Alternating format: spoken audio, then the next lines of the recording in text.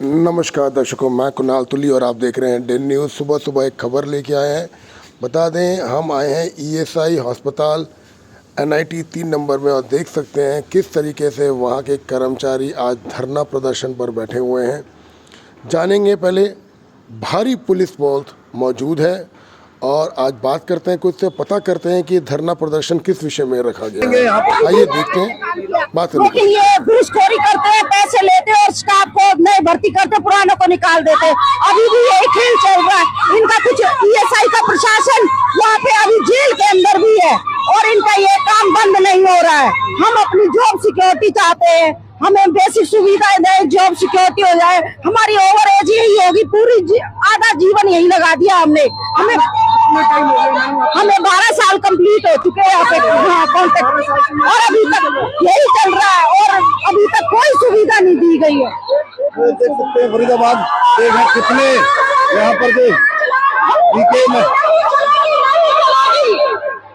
घूसखोरी नहीं चलेगी ऐसा कह रहे हैं। फिर से बात करेंगे। यहाँ पे हर चीज का शोषण होता है, स्टाफ का टॉर्चर करते हैं, पार्शलिटी करते हैं कॉन्ट्रैक्ट और परमानेंट स्टाफ में, काम में भेदभाव, सैलरी में भेदभाव, कोई सुविधा नहीं दी।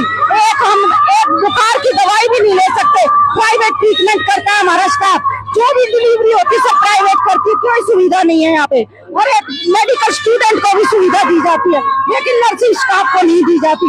कोरोना में 6 महीने में हम अपने घर गए थे, कोरोना काल में, तब इन्होंने हमारे साथ कोई वजीफा कोई नाम नहीं दिया। सारी सुविधाएं डीन साहब रोक के रखते हैं हमारी। यही हमारी मांग है। परमानेंट है या कैसे है? कॉन्ट्रैक्ट के स्टाफ पे है, कॉन्ट्रैक्ट का ही स्टाफ है सारा।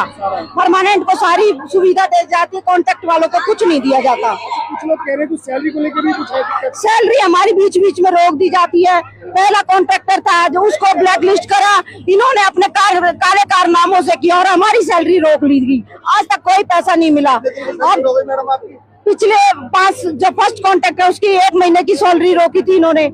ये दूसरा कॉन्ट्रैक्ट आया, जब इसको ब्लैक लिस्ट किया और इसकी सैलरी होल्ड कर दी।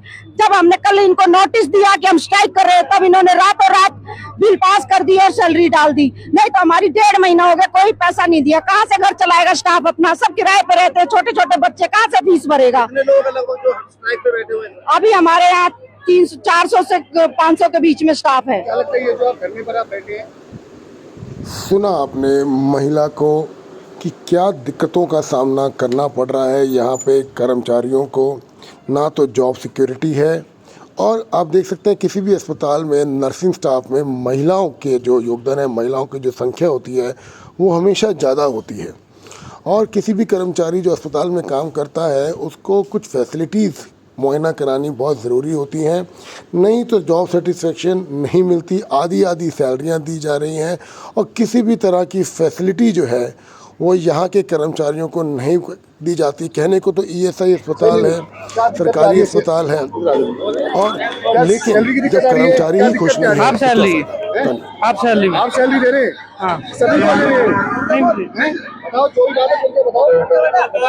जी भाई साहब, क्या हुआ? किसके आज धरने पर बैठे हुए हैं आप? हम यहाँ पे धरने पर इसलिए बैठे हुए हैं क्योंकि हमारी पहली बात तो ये है कि जॉब सिक्योरिटी की। यहाँ पे हमारी कोई जॉब सिक्योरिटी नहीं है।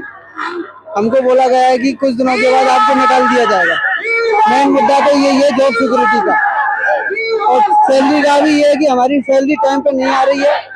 45 दिन के बाद, 1.5 महीने के बाद सैलरी कल आई है। हमारे रेंट नहीं दिया, बाल बच्चों की फीस नहीं गई, सब कुछ पेंडिंग में पड़ा है अभी तक। अच्छा, कुछ ऐसा भी है कभी भी आउट कर रहे हैं? कभी भी इन्होंने बोला है कि कुछ दिनों के बाद आपको निकाल दिया जाएगा।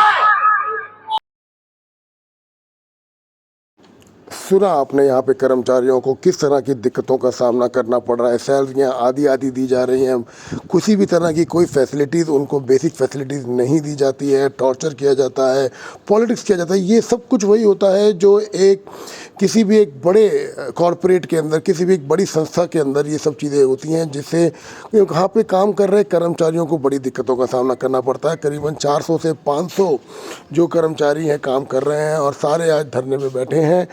यहाँ पे एक और दिक्कत आती है कि एक परमानेंट है और एक टेम्परेरी है जो किसी न किसी संस्था के थ्रू आया हुआ है यहाँ पे, और उसके साथ भी भेदभाव बहुत ज़्यादा होता है। ये लोग अपनी ज़िंदगियां दे देते हैं, अपनी ज़िंदगी दांव पे लगा के मरीज़ों के लिए काम करते हैं, उनकी सेवा करते हैं और अंत में इन्हीं के साथ इस तरह की हरकतें की जाती हैं। तो कहाँ जाए ये जनता, किसका दरवाज़ा खटकाए? आप लोग अपनी राय कमेंट बॉक्स में दे सकते हैं।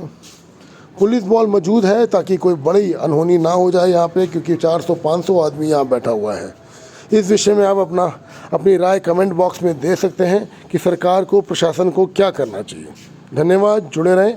मैं कुणाल तुली, दिन न्यूज़ फरीदाबाद से।